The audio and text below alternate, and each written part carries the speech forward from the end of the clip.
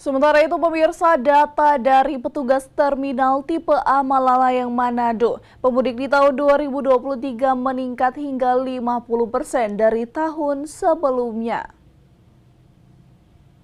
Sejak dicabutnya pemberlakuan pembatasan kegiatan masyarakat atau PPKM, aktivitas transportasi warga sudah mulai bergeliat.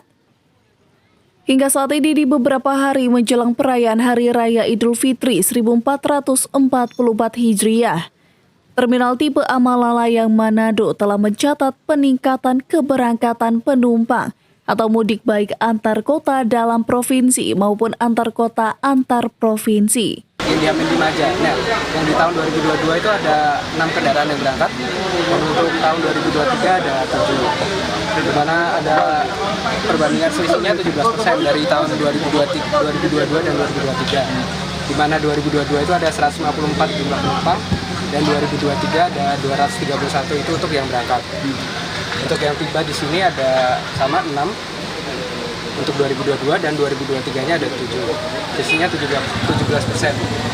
Untuk penumpang yang tiba di 2022 di Hamin 5 ini ada 60 penumpang dan 2023 80 penumpang.